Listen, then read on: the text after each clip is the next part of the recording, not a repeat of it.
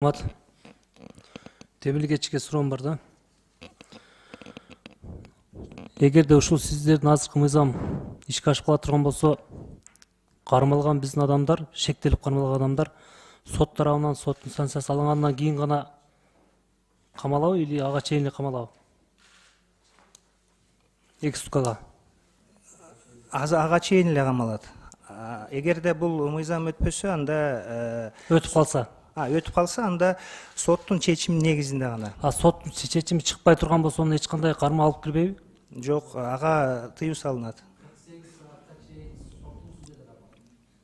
Эми урматтуу кесиптештер, бул бизге керек мыйзам экен да. Эмне эле бул мындай тукумдан кыр издейбиз? Эмне эле билимдүү болобуз? Ачык сүйлөшөлү да. Наоборот, биздин адамдын укугун коргой турган мыйзам болот атса, тоону же башканы сүйлөп эле колдоп берип койбойлубу? Эми кечиресиңер бир аз катуу тийген болсо. Эми буга чейинки мыйзамда эч кандай соттун чечими жок, 48 саатка камап жатса, азыр эми адамдын укугу деп 48 саатка камаганга да соттун уруксат алганга болуп жатса, буну албетте колдошубуз керек да. Эми мындай акта караны кара дешибиз керек да. Мен өзүм жеке бул мыйзам долбоорун колдойм. Калтырып койгонго эч кандай кереги жок, калтырып койгон. Рахмат. Алахан Кипсенбаевич. Урматтуу кесиптештер, биз суроону мыйзамда айтып аткан кишиге бербей, алдыбыздагы кагазыбызды карашыбыз керек. 48 саатка соттун чечимиси жок эле кармалат. Азыр деле ошондой. Бул мыйзамды 5 жолу кабыл алсак деле соттун чечимиси жок эле 48 саатка камайт. Темилгечи ошондойбу? Ошондой. Мыйзам өтүп калса деле? Ошондой. Өтсө да, өтпөсө да 48 саатка соттун чечими жок эле кармайт. Темилгечи так жооп берип коесузбу?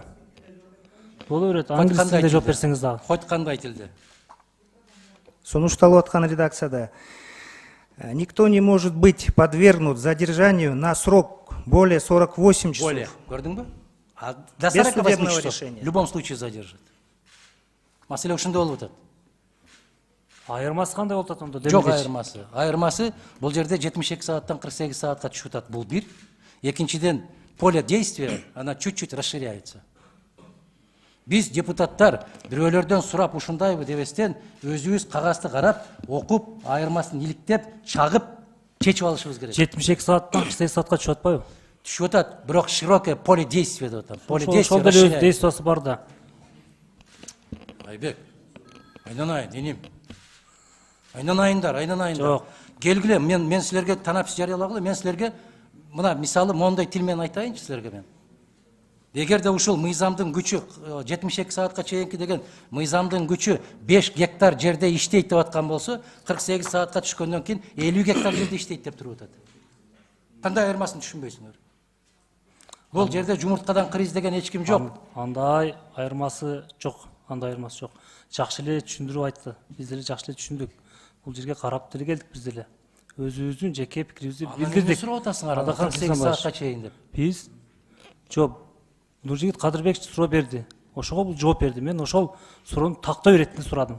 Тактасак мындай. Мага берген жоопту Нуржигит Кадырбекова да берди. Тактасак мындай. Бүгүн көчөдө бараткан жигитти, көчөдө бараткан кызды колу бутун кайрып, эч кандай сотуң жок, 2 суткага чейин алып кете алат.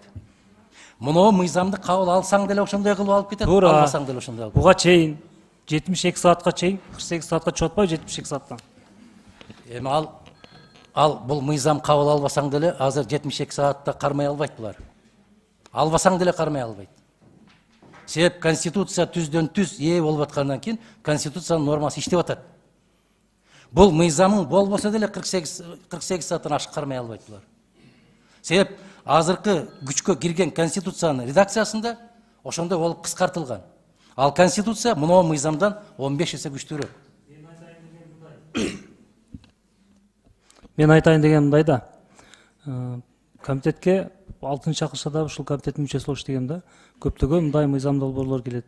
Туура, эгерде биз кайтарып эле турган болсок, элдик талкуу болот, башка болот, өйдө төмөн болот, биздин убакыт кетип калат. Ошондуктан биринчи окуудан кабыл алып берели, экинчисинен түздөгөн жерин түздөйлү. Өткөндө деле ушу башынан баштап көп талкуулуу дагы өткөрбөйбүз дедик дагы, аягына келип колдоп бердик. Пакет менен өткөрбөйбүз деп сиз айттыңыз дагы, акырында пакет менен колдоп бердик. Алахан Кисанбаевич, экөөнүн сиз айырмасы өзүңүз айттыңыз. Ошондо анан кайра кийин колдоп бердик. Ошондой Экөөнүн- болбойлу. экөөнүн Кийинки айырмасы- маселелерди карайлы деп атам. Айбек, экөөнүн айырмасы ат менен төөдөй. Мен сунуш киргиздим, ошону кабыл алдык. Эмне үчүн? Комитет ошол мыйзамдын долбооруна ээ болсун, комитеттин өзгөртүүсүнөн башка өкмөт киргизе албасын деген тартип менен пакет алдык биз. Сиз айтып жатасыз, күн тартибинен алып эле коелу, буну карабайлы деп. Туурабы? Мен ошону Жигиттер, айттым. Биринчи окууну кабыл алып берели, жигиттер, экинчисинен мындай кылалы. дагы өзгөртөйлү деп атам. Мындай кылалы. Алсаңар ала бергиле, мен жалгыз кылам, маселе жок. Ала бергиле. Бирок момундай деген баяндаманы бербегиле. Элдин укугун коргоо максатында ушул мыйзамды кабыл алдык. Бул мыйзамды кабыл алганыңар менен элдин укугунун кылдай дагы мааниси өзгөрбөйт. Себеп азыр мына Адилет министринин орун басарынан ачык сурайбыз.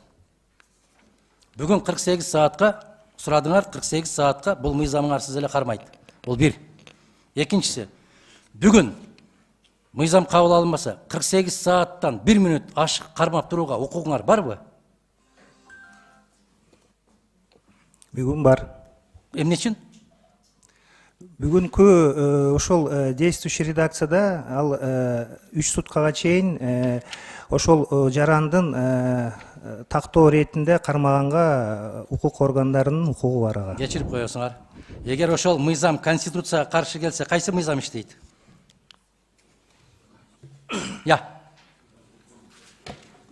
Силер Адилет министринин орун басары болгондон кийин так жоопту билишиңер керек да. Эгер ошол мыйзам конституцияга каршы келсе, эмне иштейт?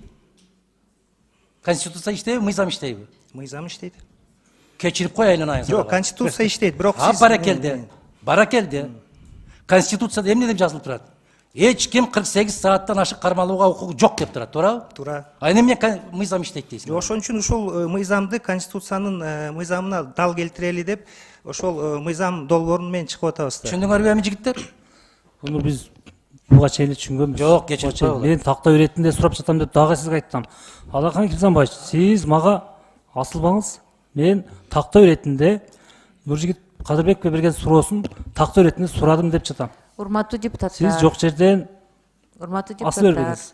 Мен сүйлөп делек, мага сөз берилген, сөзүмдү аягына чыгарып алайын. Мен сөзүмдү аягына чыгарып алайын. Тургачы мындай очут менен берели, анан бирөөбүздү Сөз мага жеткен боюнча турат.